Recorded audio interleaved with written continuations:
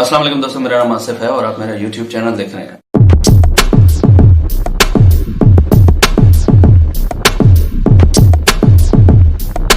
بات یہ ہے کہ بھارت 3 دہائیوں سے پاکستان پر حملہ کرنا چاہ رہا ہے اور اس حوالے سے متعدد ایفرٹس بھی کر چکا ہے اور اپنے آپ کو، اپنی آرمی کو، اپنی ایئر فورس کو ذلیل بھی کروا چکا ہے پاکستان۔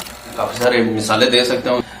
71 وار کے بعد پھر سیاچن میں جو کلیش ہوا، پھر آپ کا کارگل میں بھی یہ کلیش ہوا، آپ کے براسٹیک مشقوں کے آڑ میں پاکستان پر حملہ آور ہونا چاہتا تھا، کیونکہ بھارت جانتا تھا کہ دوسری سرحد پر یعنی چمن بارڈر اور اپنا پشاور والے بارڈر سے پاکستان انگیج ہے رشین فوج کے ساتھ۔ اس سے وہ بھرپور فائدہ اٹھانا چاہ رہا تھا، لیکن وہ اس سے فائدہ نہیں اٹھا سکا کیونکہ پاکستان کی طرف سے سخت قسم کا رد عمل آ سکتا تھا۔ پھر اس نے جب دیکھا کہ پاکستان دہشت گردی کا شکار ہے اور کافی جو 9/11 کے بعد کے لے کر ابھی 2015 تک کے جو دھماکے اور خود کا حملے اور نہ جانے کیا کیا اس ملک میں ہوتا رہا ہے، فوج پوری طرح انگیج رہی ہے انٹرنل، وہ سب جانتے ہیں۔ فوج نے بڑی قربانیاں دی ہیں۔ آپ نے دیکھا ہوگا کہ پارلیمنٹ پر حملہ کروایا، اپنے فوجیوں پر حملہ کروایا کشمیر میں، اس میں کافی سارے فوجی انہوں نے مار دیے، الزام پاکستان پہ لگا دیا، اور دراصل وہ حملے کا جواز بنانا چاہتا تھا۔ اور مودی کی حکومت آئی ہے تو مودی کی حکومت تو وہ تو چاہتی یہی ہے کہ پاکستان کے ساتھ کسی طرح مت بھیڑ ہو اور ہم فاتح بن کر سامنے آئے اور ہمیشہ کے لیے ہمیں حکومت مل جائے۔ ایسا شروع ہی نفرت اور پاکستان پر حملے سے ہوتی ہے۔ کس کس جگہ پر پاکستان کو آزمائیں گے؟ ہر آزمائش میں پاکستان جو ہے وہ پہلے سے زیادہ طاقتور بن کر سامنے آیا۔ نظر میزائل کی کہانی بہت ہی دلچسپ ہے۔ بیسیکلی بھارت ایک بڑے لمبے چوڑے عرصے سے کولڈ سٹار ڈاکٹرائن کے نام سے ایک مشقیں اس نے جاری کر رکھی تھی۔ وہ ایسی مشقیں اس لیے ترتیب دے رہا تھا کہ اس کا اپنا نقصان کم سے کم ہو۔ اب سوچیں، ان لوگوں کی سوچ دیکھیں، وہ حملہ بھی کرنا چاہتے ہیں اور نقصان بھی نہیں اٹھانا چاہتے۔ جب اپنا گھر شیشے کا ہو تو دوسرے کے گھر میں پتھر نہیں پھینکا کرتے۔ کولڈ سٹار ڈاکٹرائن، اس پر قریباً 90 ارب ڈالر کا خرچہ آیا تھا بھارت کا۔ 9 لاکھ بھارتی فوجی اس جنگی حکمت عملی کا حصہ تھے اور اس میں ہزاروں کی تعداد میں جدید ٹینکس، جدید طیارے حصہ لے رہے تھے۔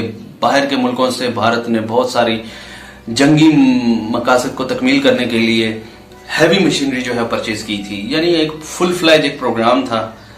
اور پاکستان جو ہے وہ اپنی سالمیت سے غافل نہیں تھا، لیکن پاکستان کو شدید خطرات لاحق تھے۔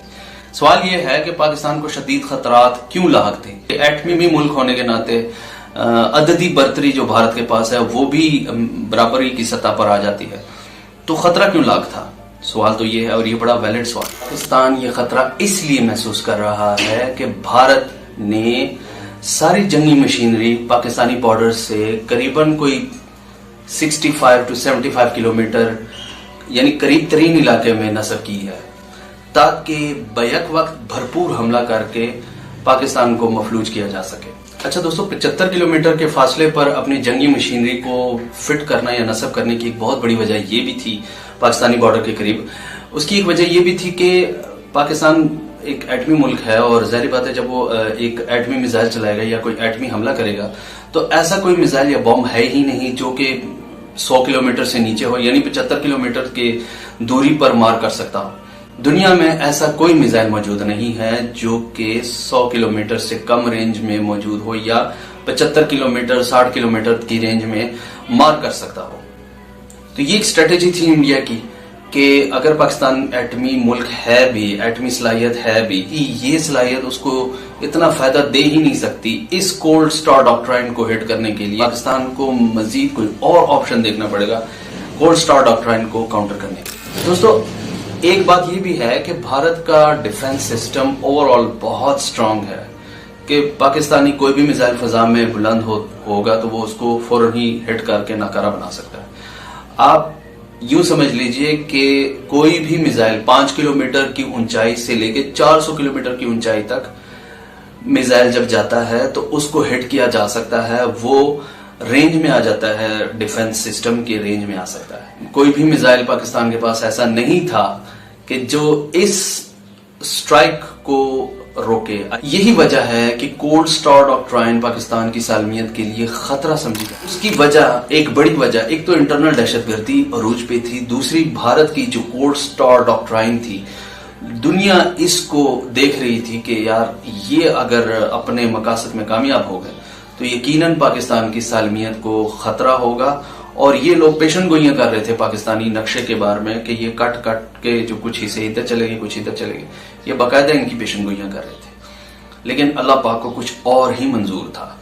تو اس وجہ سے اللہ پاک نے ایسی سچویشن کو کاؤنٹر کرنے کے لیے پاکستان کو ایک اور شاہکار بنانے پر مجبور کر دیا. کم عرصے میں انتہائی کم لاگت سے اس نے ایک بہت بڑی ڈاکٹرائن کا مقابلہ صرف ایک میزائل بنا کر کیا. اب پاکستان نے ایک شاہکار بنا لیا جس کو نصر میزائل کا نام دیا گیا. ایسی صورتحال میں وہ ایک بھرپور 9 لاکھ کی فوج جو کہ جدید مشینری کے ساتھ پاکستان پر حملہ ہونے جا رہی تھی, اور اس کو کاؤنٹر کرنے کے لیے صرف ایک میزائل ہی پاکستان نے تیار کیا. اور یہ سب رب تعالیٰ کی ذات نے اس ملک پر بہت بڑا کرم یہ ہے, یعنی کہ یہ والا میزائل جو ہے یہ 40 کلومیٹر سے 65 کلومیٹر تک ایٹمی میزائل ہے جو کہ وار کر سکتا ہے. دنیا کے کسی بھی ملک کے پاس اتنا چھوٹا میزائل, ایٹمی میزائل یا اتنا چھوٹا ایٹم بم موجود ہی نہیں. دنیا کو ورطہ حیرت میں ڈال دیتا ہے جب نصر میزائل کی بات آتی ہے.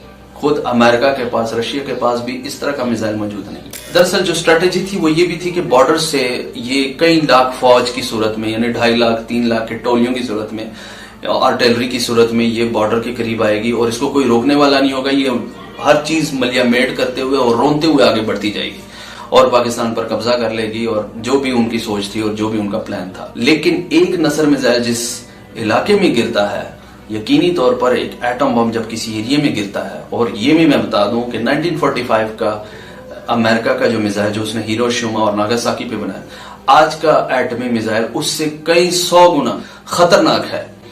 لہٰذا انڈیا یہ بخوبی سمجھتا ہے کہ نصر میزائل جو کہ ایٹمی میزائل ہے, اگر ٹولیوں کی صورت میں 2.5 لاکھ 3 لاکھ کی فوج کو اکٹھا کر کے پاکستانی سرحد کی طرف روانہ کرے گا تو ہو سکتا ہے کہ ایک ہی میزائل ان سارے 2 لاکھ 2.5 لاکھ فوج کو ایک ہی مرتبہ جو ہے وہ جہنم حاصل کرنے کے لیے کافی ہو. بھارت یہ سوچ کر بیک فٹ پہ چلا گیا. بلکہ دوستو یہ میزائل جو اتنا چھوٹا ہے, جو کہ JF-17 تھنڈر اس کو اٹھا کے لے کے جانے اور ہٹ کرنے کی صلاحیت رکھتا ہے, جس کو آپ F-16 کے ساتھ جو ہے وہ نصب کر کے آپ اپنے دشمن کے علاقے میں جا کر آپ ہٹ کر سکتے ہیں.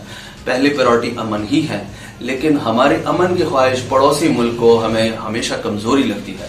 تو نصر میزائل چلانا ہماری مجبوری ہے, اور اپنی بقا کے لیے نصر میزائل کو چلانے کے علاوہ ہمارے پاس کوئی اور آپشن موجود نہیں. یہ بیوٹی میں بتانے جا رہا ہوں, لیکن اس کے لیے میں نیکسٹ ویڈیو بھی ترتیب دوں گا.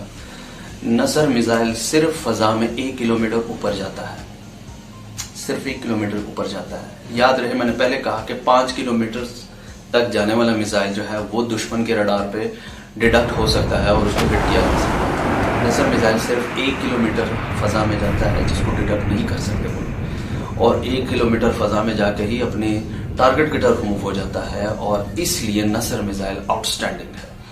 تو دوستو آج کی ویڈیو یہیں تک تھی. امید کرتا ہوں کہ آپ کو میری یہ کاوش, یہ ساری انفارمیشن اور یہ ویڈیو پسند آئی ہوگی. پسند آنے کی صورت میں لائک اور سبسکرائب کر دیجئے. اللہ حافظ.